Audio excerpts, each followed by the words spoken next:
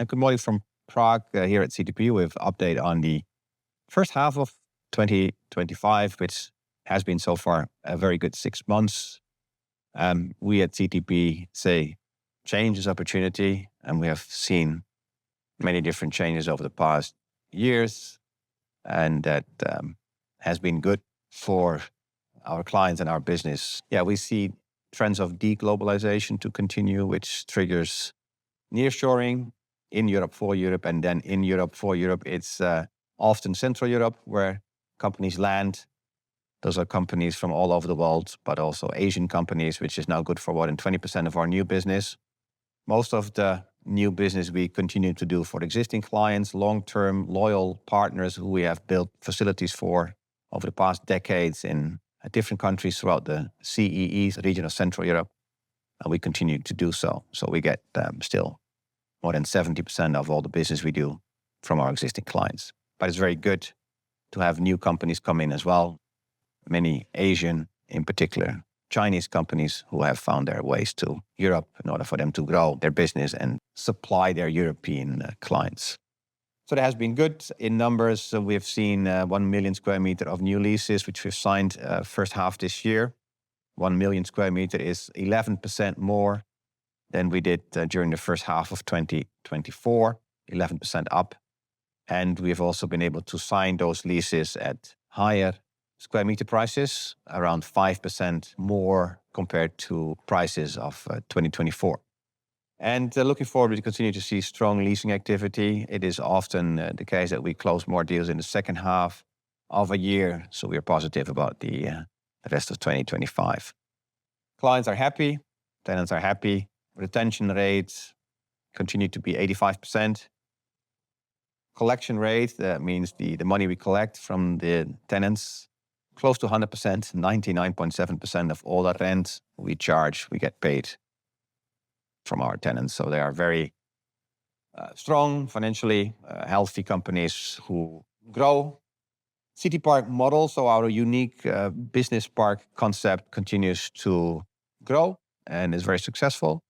Mostly grow with existing clients and the companies who have been here who continue to grow their business, and often, in some cases, started as low-cost manufacturing, turned into a full-scope facility with R&D in-house and logistics facilities. So it became real big.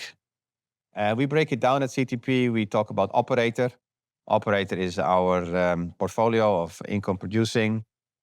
We are at 93% occupancy, same to what we were before. We've been historically around 95, 93 at 6.2 years of WALT. That's the current figure. We have a portfolio now of around 13.5 million square meter. 13.5 million square meter is good for 757 million euro of rental income per year. That's the 13.5 million square meter portfolio, which we have built mostly.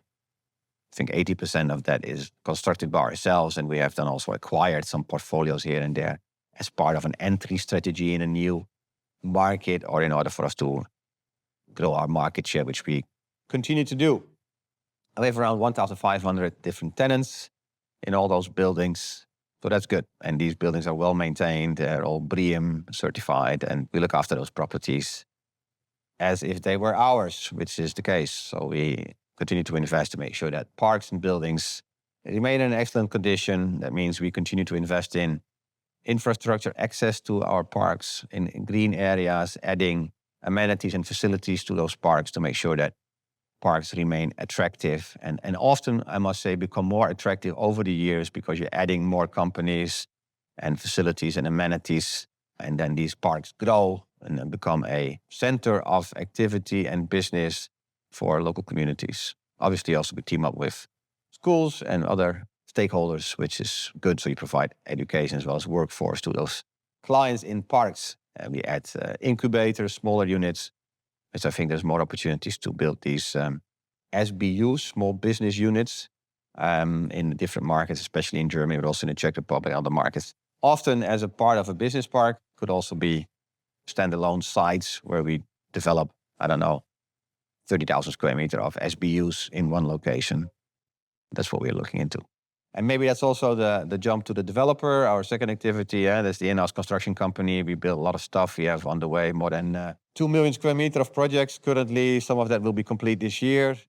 So far this year, first half, we've completed and handed over around 224,000 square meters of space to our clients, fully leased. And yeah, the other properties, most of the 2 million will be completed during the second half and handed over to the second half of 25.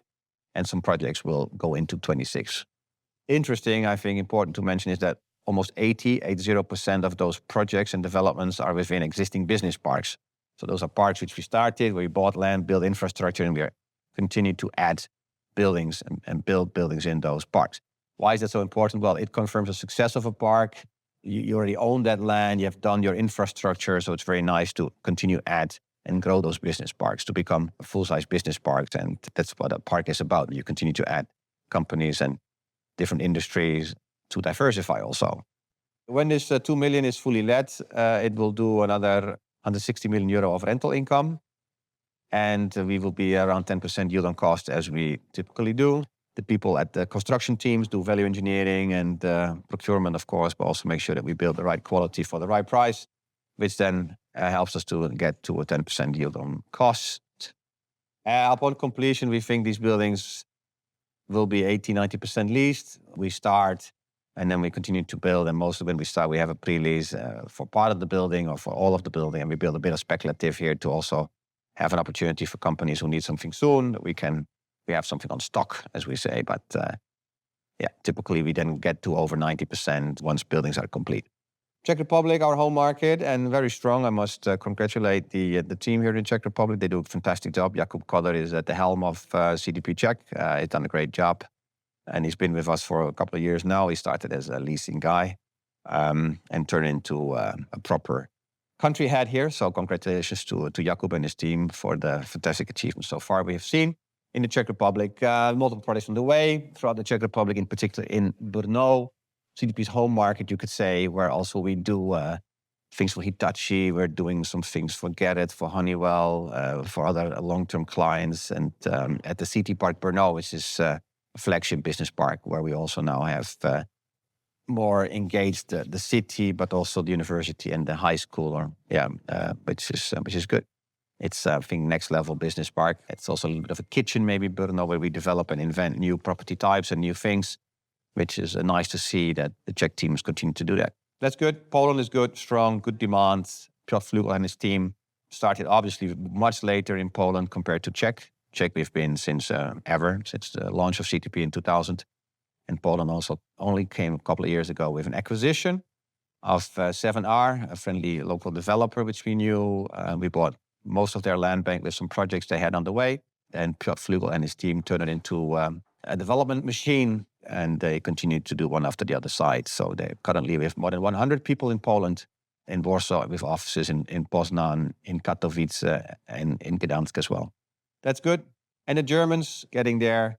Nice team. I seem to spend a lot of time with them. Two things we do, two business lines in Deutsche Industrie, which is the portfolio of properties we bought a couple of years ago.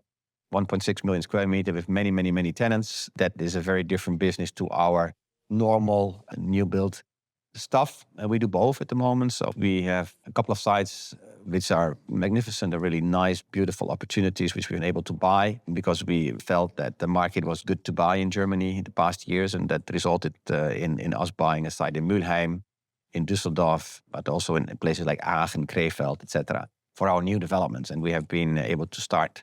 So we're under construction in multiple sites, more than 20 locations throughout Germany, where we actually are either constructing or about to start construction, which is a mix of SBUs, so small units, 1,000 square meters with a loading dock and a door, a showroom, a little bit of a workshop or warehouse in strategic locations, but also custom build and warehouses all together. We've done some announcements on Mülheim, and we'll continue to do other announcements, so that's good. And that is also our core business going forward. At the same time, we look after the Deutsche Industrie, which we bought for cheap at that time, but also we need to do refurbishments and rental growth, which we have been able to do and continue to do. And now also with the new government in place, you see a change going on in Germany, and that results immediately in more demand for both Deutsche Industrie as well as our new developments.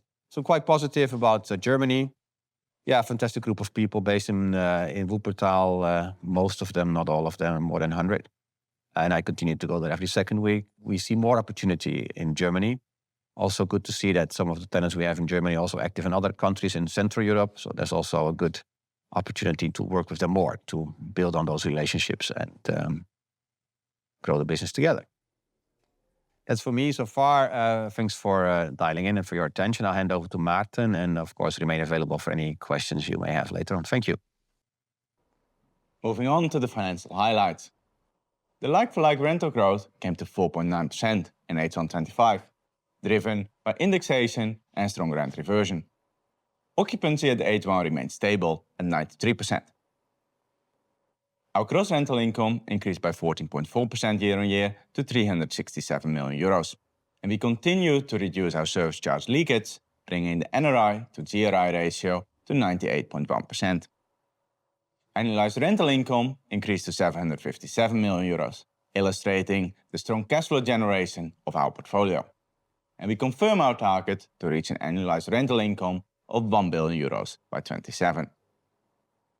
Company-specific adjusted EPRA earnings increased by 12.2% year-on-year to 199.3 million euros. And CTP's company-specific adjusted EPRA earnings per share amounted to 0.42, an increase of 6.2%. The lower year-on-year increase in the earnings per share is driven by the increased number of shares as a result of the equity raise in H2-2024. But thanks to our backloaded deliveries and net development income in the second half of the year, the group is on track to reach its EPS guidance for the year. And we expect to return to double-digit EPS growth from 26 onwards. Now looking at the valuation results. The valuation results in the first half of the year came to 598 million euros. Of this, 181 million euros was driven by the construction and leasing progress on our developments, while 374 million euros came from the revaluation of our standing portfolio and 43 million euros from our land bank. Our standing portfolio saw on average 11 bips yield compression, while the ERVs increased by 2.5%. The total gross asset value now stands at 17.1 billion euros, up 7.2% from full year 2024 and 15.9% year-on-year. CTP's reversionary yields stand at conservative 7%. And we saw yield compression in the first half of the year, but we also expect both further yield compression and positive ERV growth in the CE region in the second half of 2025. In most CE markets, inflation-adjusted real rents remain lower than 15 years ago, illustrating both the affordability of the region for our tenants as well as the midterm rental growth potential. This is also illustrated by the new leases that we signed in H1-2025, where rents were 5% higher than the new leases we signed in H1-2024. This is also supported by the undersupplied nature of the CE markets, with only half of the industrial and logistics space per capita compared to UK or other Western European markets. We also saw transaction markets reopening across Europe, as there is more clarity around funding costs. And especially on the private equity side, that's funds coming to their maturity, we expect to see more churn. This will further support our valuations, but as well offer opportunities for us. Our EPRA net tangible asset per share increased from €18.08 at year-end 2024 to €19.36 at the half year, representing an increase of 7.1% since the beginning of the year. Year-on-year, the increase was 13.5%. With this NTA growth and our dividend, we delivered a total accounting return for our shareholders of 70% in the last 12 months, highlighting our superior return profile, which is unique for the real estate sector. And now I hand over to Richard. In the first half of 2025, we secured €1.7 billion of debt to fund our organic growth. We issued €1 billion of bonds directly after our full year 2024 results, seizing the market opportunity of very attractive pricing ahead of the tariff announcements and the subsequent market turmoil. In addition, we closed our inaugural Samurai loan of 30 billion yen, the equivalent of €185 million. Diversifying the sources of our funding is one of our main priorities. We transformed CTP from a purely euro senior secured financing structure in 2020 to a largely unsecured financing structure through bonds, private placements, and unsecured syndicated facilities, consistent with our stable investment grade rating. Adding the Japanese yen market to our funding mix further improves our position, as the Japanese yen market, which is the world's third largest, is competitive at different times than the euro market. Finally, we signed a new unsecured facility of 500 million euros in June, which we drew down in July. We continued to actively manage our funding costs and negotiated margin reductions on 159 million euros of loans. In total, we have renegotiated or repaid over 1.5 billion euros of our most expensive bank loans in recent months. This includes the prepayment of the 441 million euros of expensive unsecured debt in H1 of 2025. The 272 million euros of bonds which matured in June were repaid from our available cash, and our cash position stands at 800 million euros. When including our 1.3 billion euro RCF and the new unsecured loan drawn in July, our pro forma cash position stands at 2.6 billion euros, more than sufficient to meet our cash needs for the next 12 months. The average maturity of our debt stands at 5.1 years, with only 254 million euros of debt maturing in 2025. At the end of the second quarter, our average cost of debt came to 3.2%, slightly up compared to year-end 2024 due to the new funding. Our current marginal cost of funding is close to 3.5% for 5-year money. And thanks to our strong cash-generating portfolio, we have a healthy interest coverage ratio of over 2.4 times, while our normalized net debt to EBITDA remains stable at 9.2 times. We expect the ICR to have bottomed out. As we showed during our Capital Markets Day last year, thanks to our market-leading development yield on cost of over 10%, each euro we invest in our pipeline increases our ICR and decreases our net debt to EBITDA.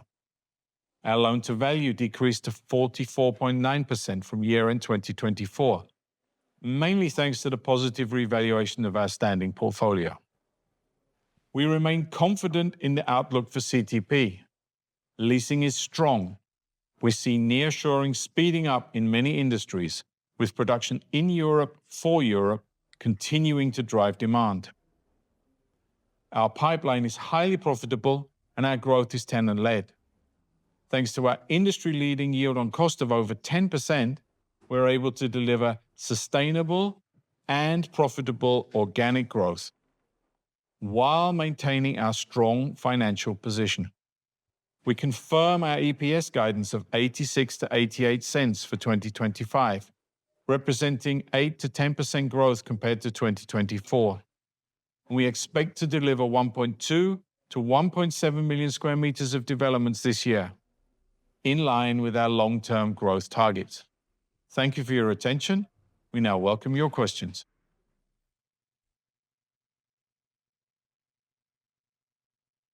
Thank you. We'll now start today's Q&A session. If you would like to ask a question and you've joined the conference call, please press star followed by 1 on your telephone keypad. And to remove your question, it's star followed by 2.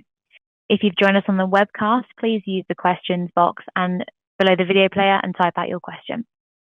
Our first question today comes from Marios Pastou from Bernstein. Your line is now open. Please go ahead with your question. Good morning. Thank you for taking my questions and for the presentation. Just 2 questions from my side. So firstly, on the ERV growth of 2.5%, feels like it's broadly running in line with last year's levels. So any comment you can make on which markets are driving this performance and whether you think that type of momentum could continue over the second half? And then secondly, you now split out the pre-let levels of the 2025 deliveries into both new locations and existing.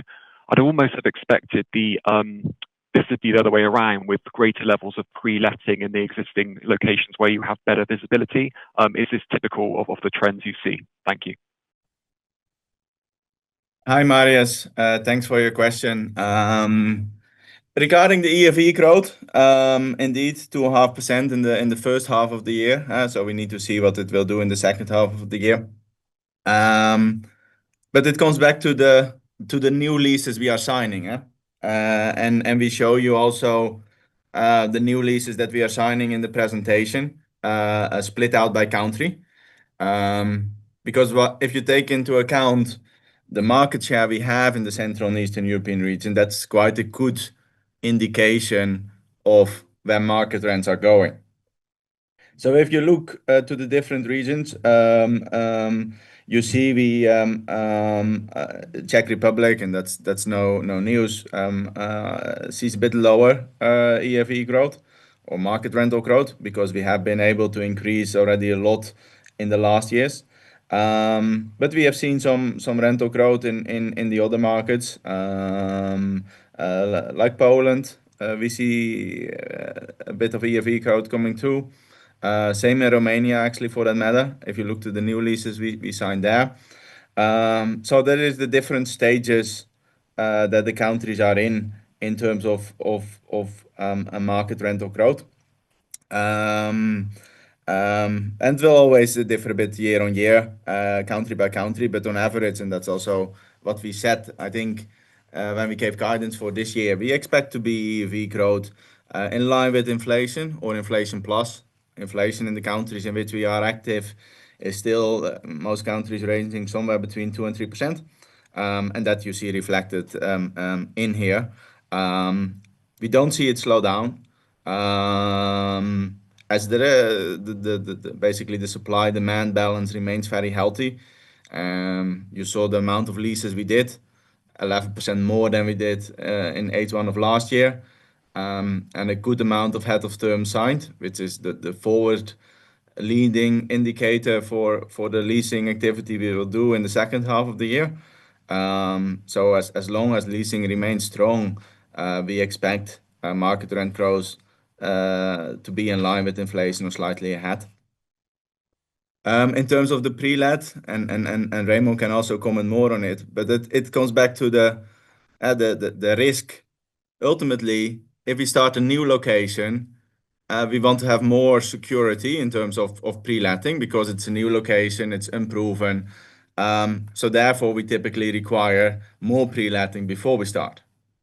If we have an existing location, and that's in line with what Remon has been doing for the last 25 years, we will start building the next building when the park is full, even whether we have a pre-let, yes or no, because we know the location, we know there is demand, we know the tenants. So there we are much more comfortable to lease during the construction. And that has been our business model all along. So you need to see it from a risk perspective. This is actually not different than it was in other years. The pre-let typically on the new locations is higher than it is on the existing locations, where we have much more that comfort, and we'll always start with the next building if the park is full.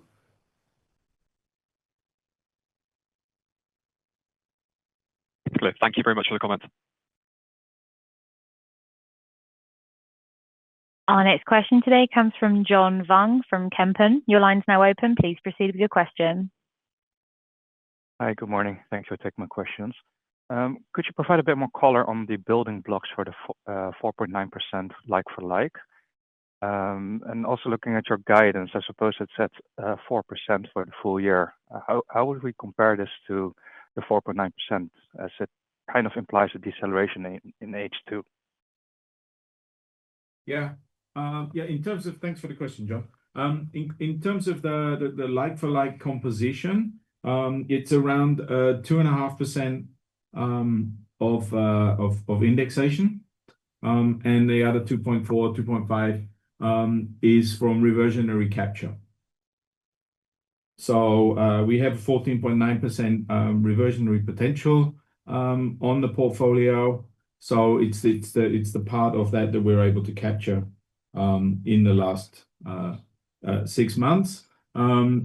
So we're running ahead of the guidance, and we will do everything that we can to make sure that we stay ahead of the guidance.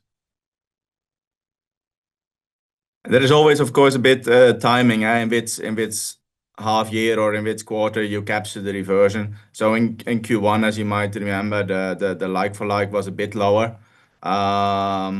We'll see. Like Richard said, of course, we target to be higher, but the 4% was based on what we saw in terms of full year impact when we gave the guidance at the beginning of this year. Okay, that's clear. Thank you. And then just on your geographical exposure, I suppose you cover quite a fair share of the land between the Black Sea and the North Sea. But there's also quite some countries in Europe that you're not active in. How do you look at entering new ones, and perhaps what are your criteria for entering new ones? Look, we are as you know, John, we are very much focused on our returns. Return requirements are leading, and it comes back to the tenants. Do the tenants ask us to be active in certain countries? Because also if you look historically, that has been one of the main drivers for us to expand into new markets. Tenant-led expansion. So tenants asking us, can you also do something for us in Romania? Or tenants asking us, can you do something for us in Poland? And to take the Poland example, we were not active there for a long time, as you know, because we could not make our returns. But as soon as we saw the opportunity with the higher interest rate environment where we are in to make those returns, we entered the market. And that's also how we look at other European markets. There are a few large markets in which we are not active in Europe. We are not active in the UK. We are not active in France. We are not active in Spain, in Italy. But tenant demand and returns, that are the two main indicators. And then, of course, some markets we would consider expensive, UK for that matter. If we look at capital values there, it's not likely we will go there. So all those factors are feeding in there. But maybe Remon also wants to comment more on that. Yeah, sure. Well, I agree with what you said, Maarten. On top of that, you can also only do one thing at a time. And with that, I mean, we have entered some new markets in line with what we said before the IPO. We said we would do more in Western European markets. And then we did the acquisition of that portfolio in Germany. Since then, we have been able to buy more land sites. We built a team. So now it's very much a focus on getting permits so that we can actually start to develop on the land we have bought in Germany and also get more rent out of that Deutsche Industrie portfolio. So I think also that's what you need to do. You need to also give your organization the opportunity to grow and take some time to get up to speed before you take the next step. I think that's one thing which I would add to what Maarten said. And another thing which I would add is that we are constantly looking at opportunities of where shall we go? Shall we go to a new market? And if so, what for? So we constantly do active market research. So we are keeping our eyes and ears open to make sure that we don't miss out on any opportunity, but in line with what we can do financially, in line with what we can do operationally. But yes, I think so we will. We don't stop with operating in 10 markets. That's not the plan. The plan is clearly to continue to develop a strong platform with a very strong business model and a proven concept of full service business parks with a variety of different property types and a unique system of managing the tenants and the parks as we do with all the amenities, etc., etc. So that model has proven to be very successful. We constantly improve and fine tune, but it's definitely a product which we think in other countries will also be successful. So ultimately, of course, you will continue to grow and extend footprint in different markets going forward. Definitely, yeah, that's absolutely the plan. So more later to come. Okay, that's clear. Right, we'll see. Thank you. Thank you. Our next question comes from the line of Vivian Mackey from Degroof Petercam. Your line is now open. Please go ahead with your question. Yes, good morning. Thank you for the presentation. Two questions on my end. First one is on the deliveries. I think that you deliver with 100% pre-let. You're very confident about the letting, looking at the head of terms. And finally, I think that the pre-let is above last year's in comparison. So are you confident about delivering, I would say, at or above the upper end of the 80-90% pre-let guidance at this stage? Yeah, thanks for the question. Look, I think we always target to do 80 to 90. If we can achieve more, we will always try for that. The first half was exceptional with 100%. Don't expect us to keep that going forward.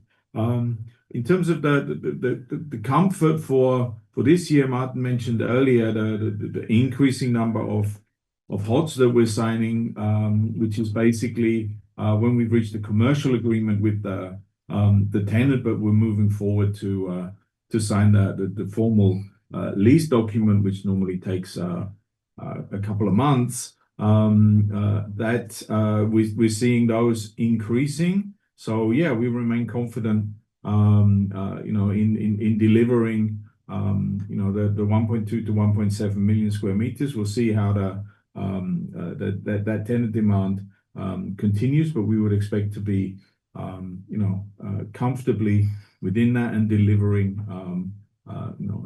comfortably within the 80 to 90% pre-let range. So that's, we're just continuing, as Maarten said earlier, continuing the long-term pattern that we do, build buildings next to the ones that we already have, and mostly lease them to our existing tenants. So it's a business that can repeat organic and deliver organic growth on a very regular basis.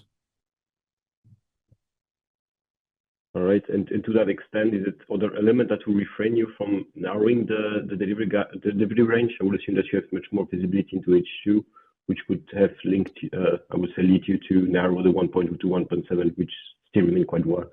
Yeah, look, I mean, I hope you can join us on our Capital Markets Day in Wuppertal and the Ruhrgebiet in late September, and I think we'll be looking to narrow the guidance then. Thanks. And then one final, more technical question on the current income taxes. If I look at the share that is included in the EPRA earnings, is way down compared to last year. Could you maybe just give a bit more detail? I could not find it in the full report either. Yeah, it is driven by some one-offs, which we can recover. But maybe it's better that we take it offline. I can send you some of the details, and because it's indeed quite technical. Yeah, that sounds good. Thanks. Thank you. Our next question comes from Suraj Goyal from Green Street. Your line is now open. Please go ahead. Good morning, all. Thanks for taking my question. We've been seeing the nearshoring trend for a while now, benefiting from Asian occupiers relocating to Europe, serve Europe.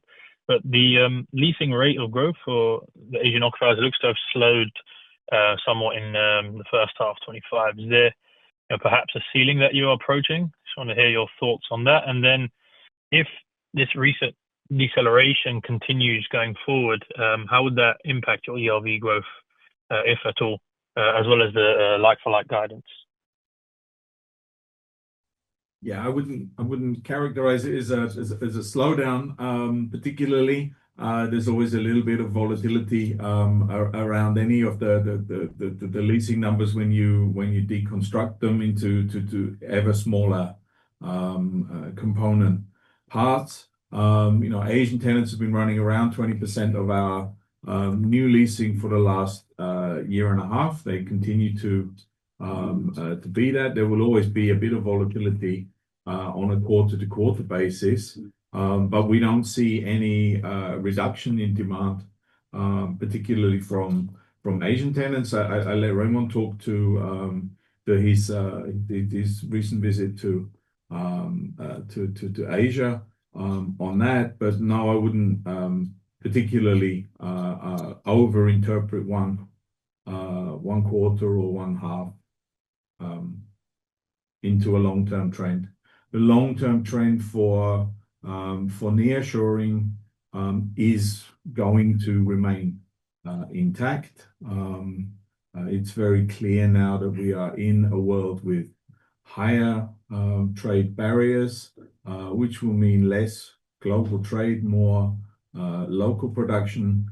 And as Europe represents 25% of the world's GDP, manufacturers will need to produce their products in Europe to sell competitively in Europe. So we would be confident in that trend continuing for quite some time. Yeah, Richard, I can add to that that we see more demand. Yeah, so also you can see we've done more deals first half this year compared to last year, 2024, over the same 6 months period. And with regards to the travel and the context with Asian companies, as you know, we have an Asian team, so we have a Chinese team, people who are in Europe as well as in China, in order to make sure that we are close to Chinese companies, help them.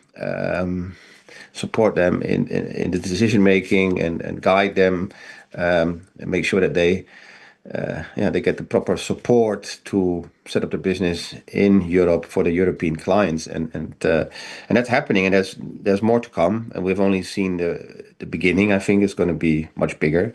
That's what I feel. We have a number of projects under construction, as you know. And that also attracts against suppliers.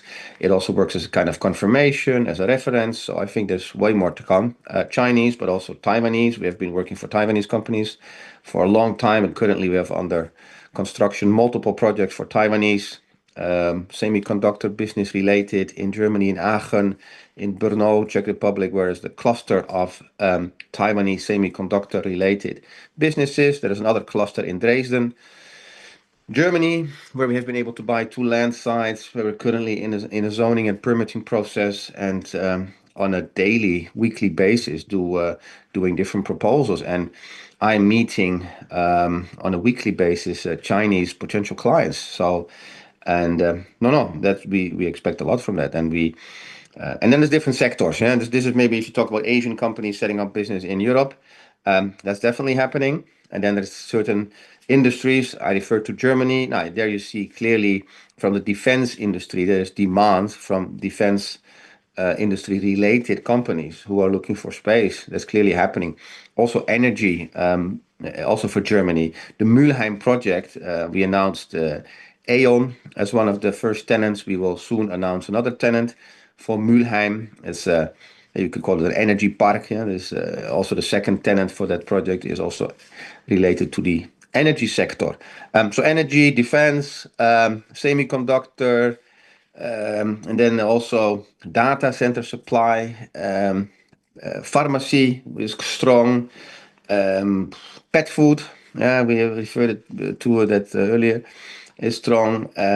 E-commerce is still in Central Europe growing.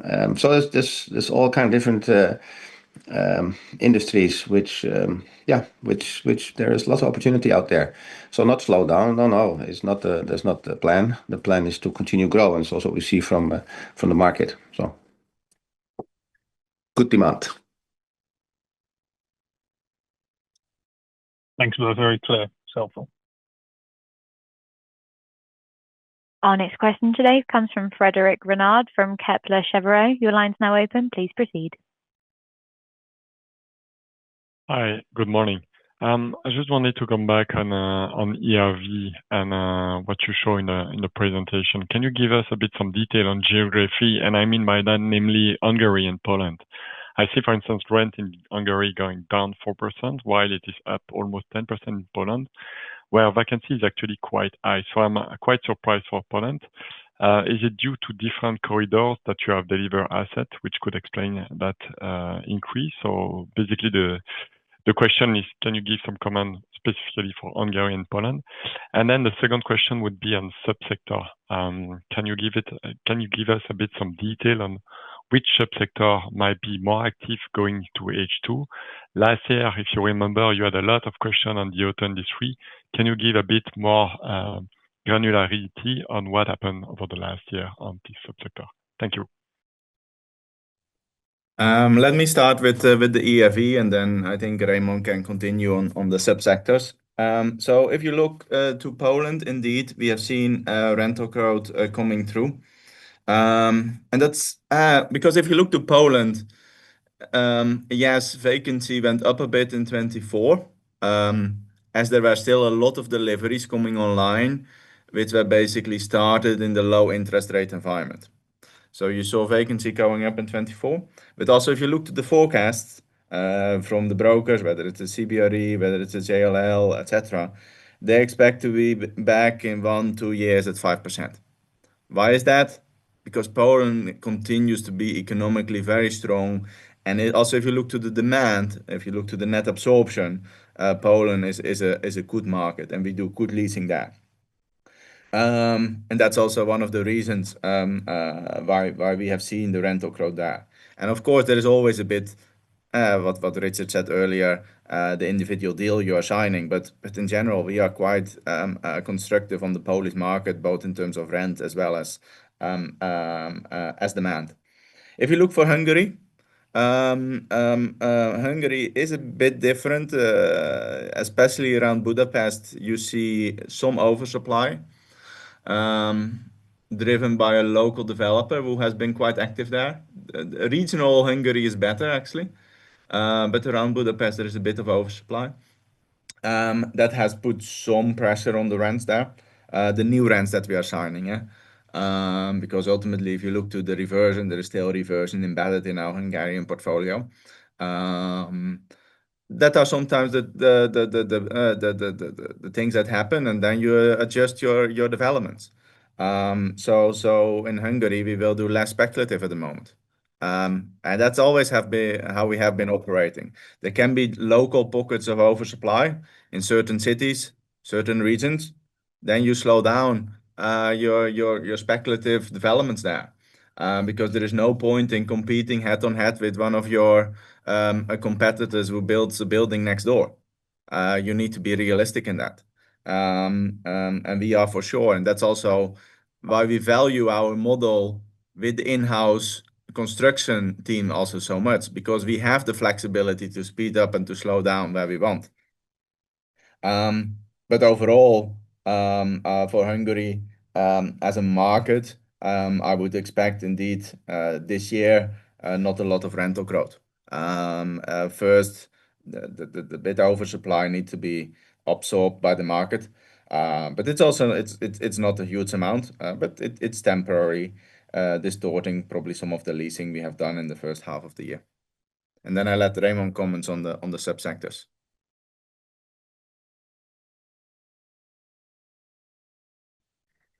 Okay, thank you, Maarten. Yeah, well, yeah, indeed, as you said, the markets like in Hungary or in Budapest, maybe there is some bit of oversupply. But I mean, long term, there is rental growth, right? Not as much maybe as we've seen over the past years, or not as much as you see in the Czech Republic. But if you look long term, if you look, 3 years, 2 years, 5 years, and compared to today, then there is a significant rental growth. I mean, construction costs are not coming down, land costs not, etc., etc. So the trend is that long term there's rental growth, and if you build proper buildings in the right locations, you maintain them well, I think you will sooner or later see rental growth, a steady rental growth.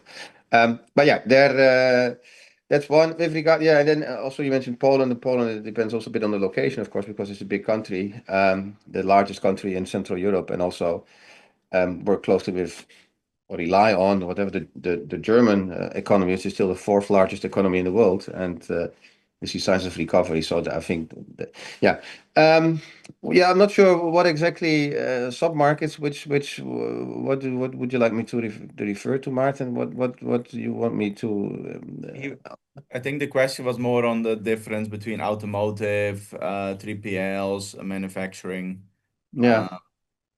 Yeah, I mean, I can take the automotive part. So if you look, I mean, we've been deconstructing the portfolio, and you see that also in the presentation. Growth of the leasing in different subsectors versus the overall leasing across the whole portfolio. What you can see is that in the last 2 years, we did 16% of our new leasing was with automotive versus a whole portfolio of 21%. When we first started showing this, I think 3 quarters ago, that was 14% for automotive. So a slight tick up in the last a couple of quarters. As I think, we benefit from Central Europe being the best cost location for manufacturing. And I think, as Remon said right at the very start of the video, we see change as opportunity, and the change and the dislocation in the automotive industry is driving more of that towards the lower cost manufacturing locations, and that in Europe is predominantly Central Europe. And then generally, otherwise, we see good, solid demand from multiple sectors, whether it's retail, whether it's the logistics companies, or whether it's manufacturers, either nearshoring it from Asia or also tenants maybe moving from higher cost locations in Europe into lower cost locations in Central Europe. Yeah, true. And it's also maybe to add to that, when you talk about automotive, I think that also includes tire warehouses, which is aftermarket. There is still car ownership is still growing, obviously. So you need tire warehouses or warehouses where you store tires. That's one. Then we have automotive, which is car part, also aftermarket for repairs of cars. What do you have? You have in the Czech Republic, used to be a lot of automotive in Germany, in Bavaria, with Audi, BMW, Mercedes, and so that part of the world. And one of our projects, I remember, in the Czech Republic, City Park Bor, was also a good location for those automotive companies to supply the manufacturing of cars in South Germany. In the meantime, I think that turned a little bit, and Bor is now for different clients, as I refer to pet food. Well, it's huge in terms of pet food. There's online Royal Canin, which is German, I think, part of Rewe, they do online pet food into Germany out of Bor in the Czech Republic. So there is, and maybe automotive moved a little bit to the east, to Central Europe, obviously. And also you see and whatnot, Chinese car part producers who supply different car makers with car seats, for example. And car seats you need, no matter if it's an electric vehicle or hybrid or traditional vehicle. So no, I'm not so concerned about it. I think diversification we were always keen on that. So the other way around, if you look at pharmacy, if you look at, as I mentioned, semiconductor, if you look at those industries, there is good opportunities out there in the different sectors and industries. And Great. Many possibilities. Our next question comes from the line of Eleanor Screw from Barclays. Your line is now open. Please go ahead. Hi, team. Thank you for the presentation. There were rumors earlier in the year that you were intending to acquire a Romanian portfolio. Can you give us any update on that? And then from your presentation, it looks like there are about 100,000 square meters of standing portfolio acquisitions. Can you give us some more color on those and maybe how you're thinking about acquisitions more generally, given your comments that the market's improving? Thanks. Yeah, regarding the portfolio in Romania, that comes back to what we also disclosed in the Q1. We are waiting for competition approval. We haven't gotten that. The competition authority goes over their own agenda and their own timeline. So we are waiting for that, and we'll update the market when we get it.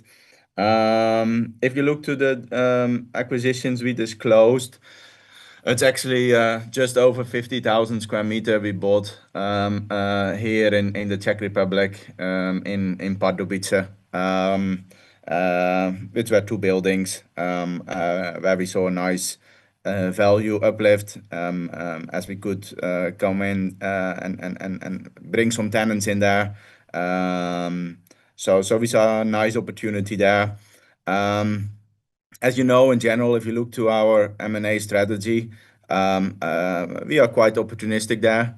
We don't need M&A to grow because we grow 10 to 15% through our developments. That's our key growth engine. But if there is interesting acquisition opportunities, we will always look, see whether they can comply with our return requirements, see what is the strategic benefit. Can we get some land with it? Can we basically strengthen certain tenant relations? Can we strengthen our market position in a certain region? So it's always a mix of the financial and the strategic requirements that feeds into those considerations. But yeah, it really depends on the opportunities that are there. So that's also, if you look historically, the acquisitions in our portfolio are always a bit volatile. And the big acquisition was, of course, Deutsche Industrie REIT. But other than that, acquisitions are actually more focused on land. We buy each year a bit more than 200 million euro of land. Last year, it was even a bit more as we bought a big site in Düsseldorf. Because ultimately, that's of course where we create most of our value. And acquisitions from standing buildings are just bolt-ons in certain locations when they make strategic and financial sense. Okay, thanks very much. Our next question today comes from Rob Jones from BNP Paribas. Your line's now open. Please proceed. Great, thank you, team. Remon, I've got one on Germany and then Maarten or Richard, one on development pipeline. Remon, you talked at the start around Germany, so getting there, spend time every couple of weeks there. I appreciate you spend time pretty much all the portfolio every couple of weeks, but and also appreciate we'll get obviously more colour on Germany at the upcoming CMD. But maybe you could give some comment on, when you are in Germany, are there any specific parts of the German business or its operations that you're focusing your time on specifically when you're there? And then Maarten or Richard, in terms of the pre-letting of the 25 deliveries, I think you said that was just over 50%. First part is, how does that compare to last year at this stage? And the second question is, remind me what that is in terms of square meters. Thank you. Thank you for the question, Rob. With regards to Germany, and so I like to explain how that works in order to answer your question. So we have two businesses. I start with I call it easy part, which is the new development. Okay, that's what we always do in any other country. So we go out, buy land, and then we do a design and a project, and we go out, get permits, building permits, and then we start to build with a pre-lease or in combination with some speculative development. And that activity is now starting. So in numbers, that means that I think we can complete around 150,000 square meter next year, 150 of new build, brand new industrial warehouses, but also some SBU, some smaller units, often combined. So you have a business park like Mülheim. Mülheim is one of the sites we bought from Vallourec. It's close to Düsseldorf. It's a fantastic location. We needed some time to do the demolition, cleaning up of the site, and preparing the site for new development. And that is happening while we speak. And we think we can start on site in Q1 of next year with construction. So most of that will be complete by end of next year. That's the site where we have some pre-leases signed. We have announced Aeon. We will soon announce another well-known German company. And that's one activity. At the same time, we are building in Jülich, for example. It's close to Aachen. It's a pre-lease for a Taiwanese chip manufacturer. So Aachen is close to Eindhoven. Is all part of the semiconductor kind of industry and business and ecosystem.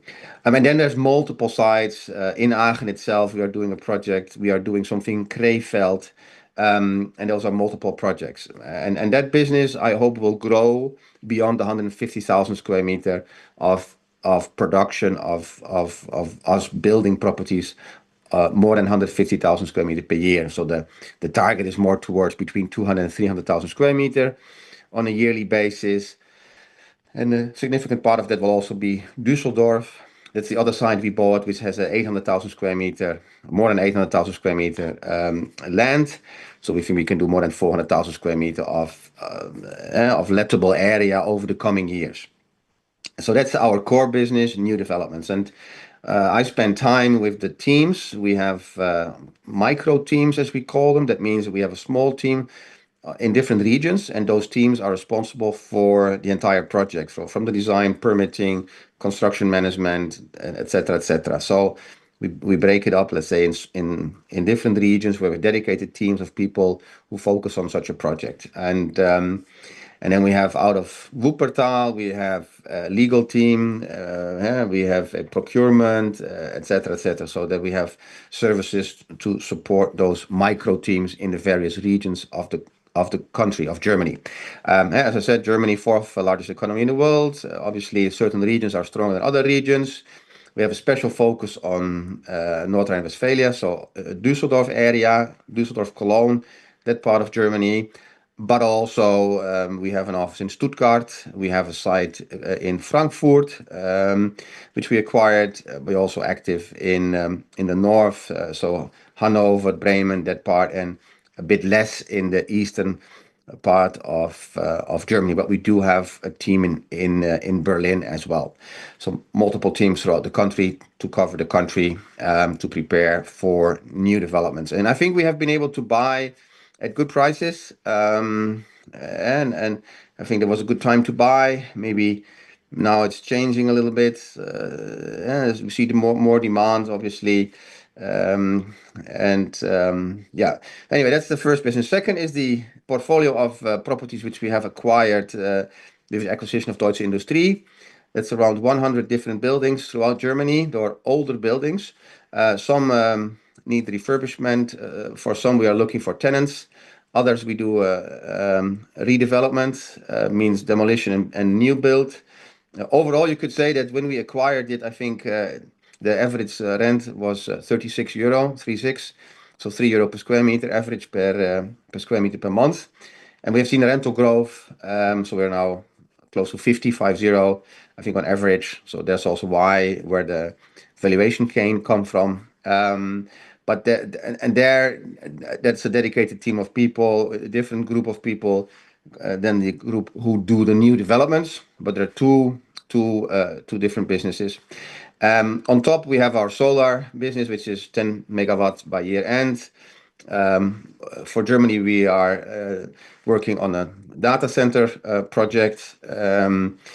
We put a team together. Yeah, so it's still relatively new. It's only 2 years from the start, so we're still in a startup phase, shaping the organization, introducing all kind of IT projects, different processes. And so I'm involved like as an interim managing director, if you like. And then we have a management team of 4 people. And so that's my role. And it's very similar to what I've done in the Czech Republic or Romania or Poland, where at the start phase I'm a bit more involved than later on. We at CTP, we call it Group A and Group B countries. So Group A have their own MD, they're well established. And then the B groups, the startup, the growth, there initially I'm a bit more involved during the setup, which is, I could be 1, 2, 3 years or so, and then a bit more engaged, a bit more involved. And then till we hand over to the local teams once they are more established, I would say, and once the local teams are up to speed. And also I think this is the way of coming to quick decisions, when it comes to acquisitions of land or doing designs and moving forward. So that's and also Richard already mentioned it. We have invited you guys to come over to our Capital Markets Day, which will happen in Wuppertal. So there also we have an opportunity to see the Wuppertal site, which we bought. That is a combination of some existing buildings, which we will keep. They're listed. They're older industrial properties, which we are currently refurbishing. There's also mostly leased already. But also we are going to build some new buildings there. So it's going to be another business park with a variety of different companies and businesses. Quite interesting, I think. And that also event will give you the opportunity to see Mülheim, Düsseldorf. So also get a better feel for the pipeline. And at the same time also for the team. And we will also visit some of the Deutsche Industrie properties. So you can actually see how those buildings look like, and what we do with those buildings in order to create more income and more value. But very positive about the progress we're making. And there's a bit more detail maybe, but that's what I do. And look forward to showing you around. Yeah, sure, pleasure. And then Rob, to answer your second question, the pre-let ratio last year was 51%. It's 53% this year, and that would give you a range between 650 and 900,000 square meters. Okay, appreciate that. Thank you. Our next question comes from Nadir Rahman from UBS. Your line's now open. Please proceed with your question. Hi, good morning all. Thank you for the presentation. So my first question is on the delivery pipeline and the guidance for 1.2 to 1.7 million square meters by year end. So if I look at the 2023 and 24 figures, I think by this stage of the year versus the deliveries you'd completed for the full year in those years, you'd completed around 25 to 35% of your delivery pipeline, whereas this year I can see that you've completed, if we take the midpoint of your guidance to be 1.45 million square meters, you would have completed 15 or so percent. So I was just wondering what the downside risk is to the guidance that you've given us for the 1.2 to 1.7 million square meters for year end. So that's my first question. There is no downside risk, otherwise we wouldn't have reiterated the guidance, which we just did. Look, we are very comfortable. If you look to the leasing we have done more leases. And leasing is key. Leasing and construction progress. We are on track. And we are very comfortable that we will get into that range of 1.2 to 1.7. Okay, that's very clear. And the second question is on a comment just made by Remon on the data centers. Is this a project that's just being looked at in Germany, or do you have any other details at this stage on the timelines for this or what this could imply? Yeah, we have previously also mentioned that we're looking into data center opportunities. We have some people at CTP who are experienced in this industry, and we have also researched and we appointed advisors to help us there. With regards to Germany, yeah, when buying the one of the sites in Germany, it comes with 100 megawatt of power, with an opportunity to increase that to maybe 300 megawatt. So that's one of and that's experts believe a suitable site for data center development. So where do we stand is that we are currently in a feasibility study. I would call it like that, and that's one, and that is two other sites with similar characteristics. Also in Germany, where currently, we are. In order for us to understand opportunities better. So yeah, that's where we are. So I would call it a feasibility study. I think we'll probably know a bit more by the Capital Markets Day event in end of September, or maybe on the next call. But it's definitely a sector or industry where we, want to make sure that we understand the opportunity, and if so, going forward, be part of that. Yeah, in one way or the other. That's all I can say at the moment, I think. Perfect. Thank you. Very clear. Yeah. Thank you. Thank you. Our next question today comes from Wim Louis from KBC Securities. On the leasing demand from Chinese tenants, can you give some color on the industries they are in, or they more subcontractors versus OEM? And do you see a relation to the tariff discussions between US and China that could benefit CEE investments in certain countries?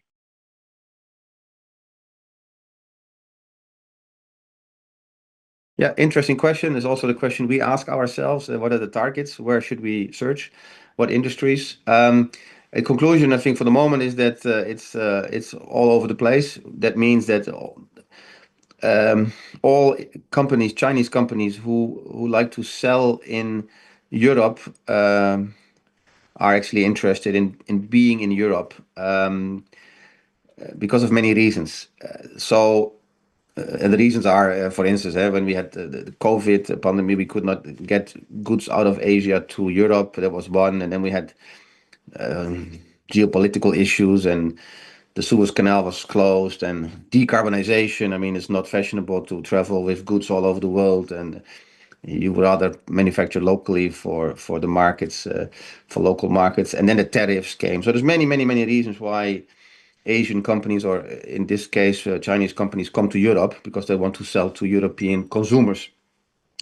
What industries? All over. Chinese furniture makers. They do not maybe necessarily manufacture furniture in Europe, but they would ship parts of furniture from Asia, from China to Europe to assemble here in Europe and to sell it in Europe online or in their showrooms or through their distribution channels. So that's furniture makers or furniture sellers. Can be any other e-commerce, Chinese e-commerce industry. Can be, we are doing a project in Hungary for a Chinese company who are, they manufacture machines, vehicles, I would call, for the mining industry, agriculture industry, and construction industry. So construction, think of bulldozers, what do you call, and lifts, for outside facade cleaning or facade mounting, these kind of things. So that's very diverse. But also we have obviously Chinese is like Lenovo. They manufacture computers, right? But you have that's in Hungary, by the way, in Budapest, where we have done a factory for them, and we extended with a distribution center. Automotive, there is suppliers to BMW and to Volkswagen, for example. BMW, Volkswagen, they require these suppliers to be in Europe, close by their factories. And BMW, for instance, they are currently investing 3 billion euro in a new factory. BMW is building a new factory in Debrecen in East Hungary, along the Romanian border. Anyway, so that attracts also Chinese automotive. What else? We have a Chinese company who supply Tesla. So Tesla have a factory in Berlin, and this Chinese company, they work for Tesla in China, but they also work for Tesla here in Europe, and they are renting a factory from us in East Slovakia, which we have recently completed. So I think there is all kind of Chinese companies looking for space in Germany, but also in Central Europe for all type of different activities. So what you try to do is to catch them through our BizDev team in China or in Europe, different business delegations. We team up with the different embassies, with what do you have? You have these chambers of commerce. You have different presentations. We do online events for Chinese companies who are interested in learning more about the European market, about the legislation, about everything, labor, property related, etc., etc. So, again, we do most of the business for existing clients. But if you ask us about where does new business opportunity come from, well, from different sectors, but also from different parts of the world, and this would be one.